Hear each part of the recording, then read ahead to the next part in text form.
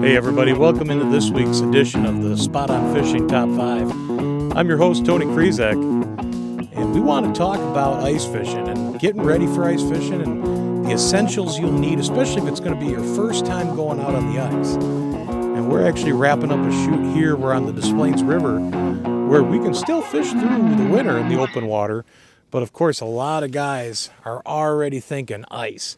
And I'll tell you, with the way the weather patterns have been around Chicago, I don't think it'll be too long, but we'll see. You never know with Mother Nature. But right now, we're going to do the top 5 ice fishing essentials you're going to need if you're starting out ice fishing this season.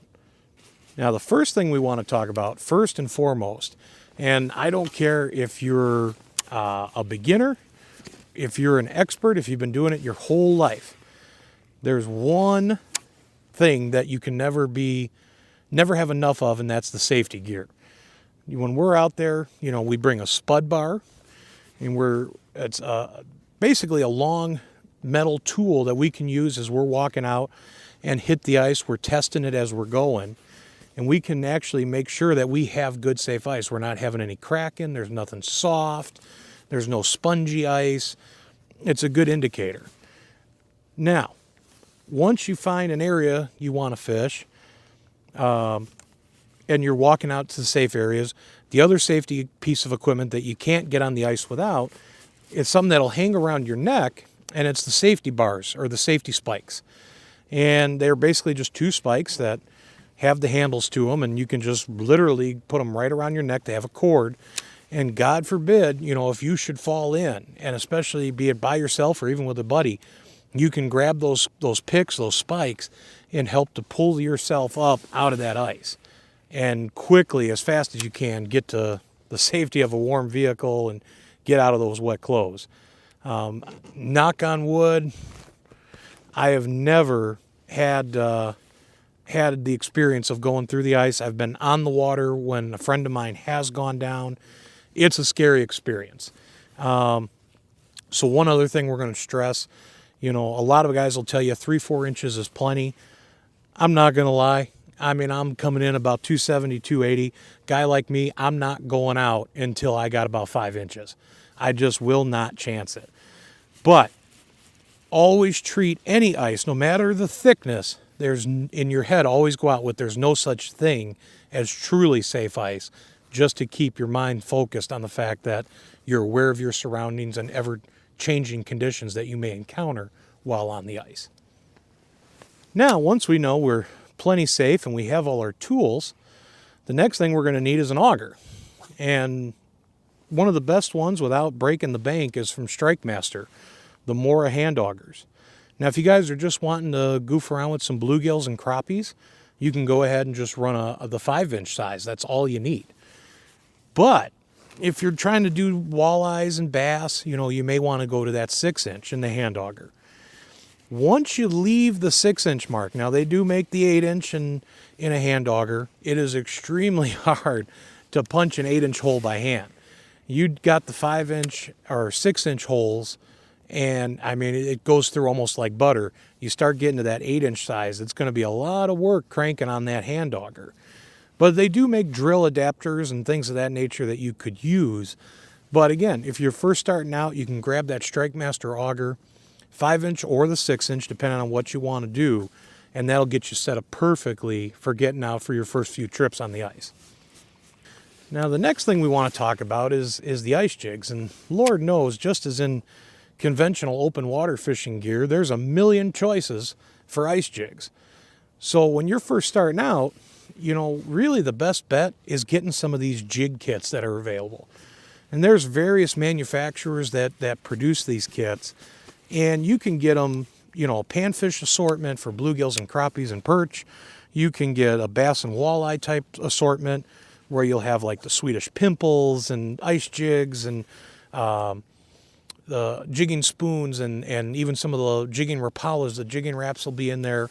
Anything, that pretty much walleye and bass are going to kind of mirror the same style of baits as far as through the ice goes.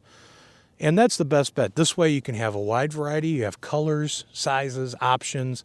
rather than sitting there trying to pick out a bunch of stuff. It's just easier when you're first starting out to grab a couple of those kits and be on your way and go catch some fish.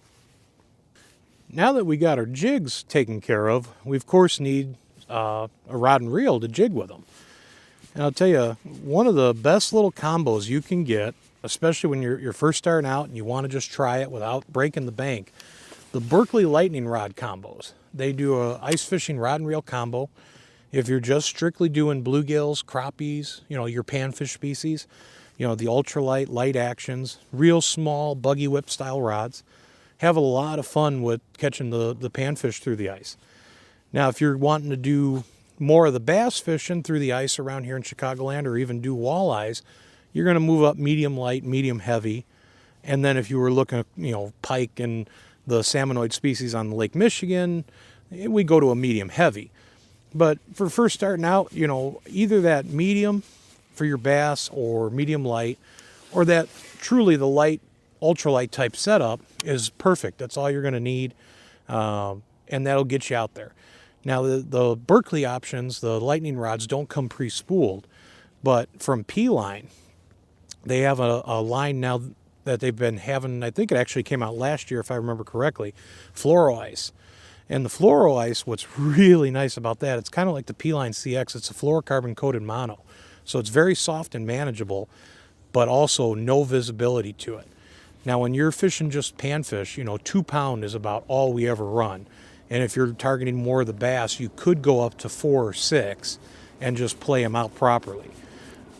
But definitely, we always try to get away with as thin a line as we possibly can. Now, one other option, and it's probably one of my favorite ways to actually fish through the ice, is to run the tip-ups.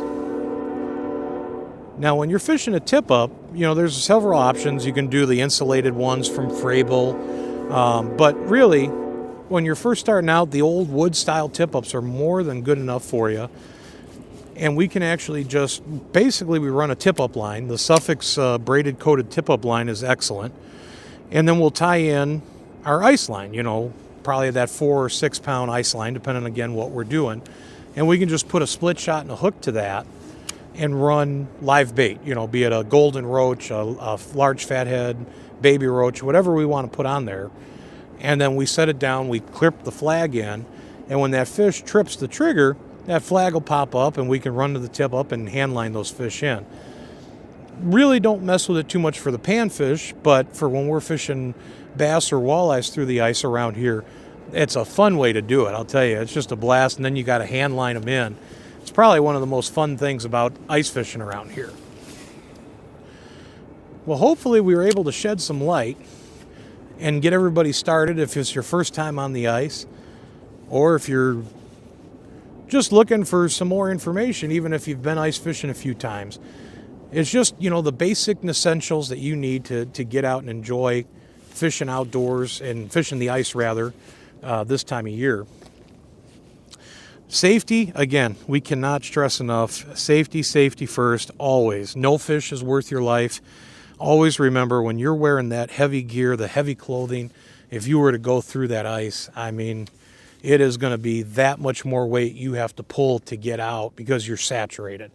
So always use extreme caution when you're out there. But hopefully these little tips can help you get out for the first couple times and enjoy your trips and catch some fish. So that's going to wrap it up for this top 5. What do you guys think? Even some of the experts out there, if you want to weigh in and talk about individual baits, we weren't going to get into that on this particular top 5. We were just doing a broad overview. But let's get a discussion going in the comments below.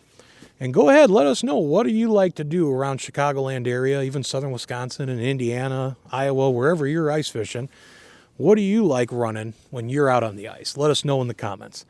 Once again, ladies and gentlemen, my name's Tony Krizek, and we can't wait to see you right back here for more Tony's Spot on Fishing.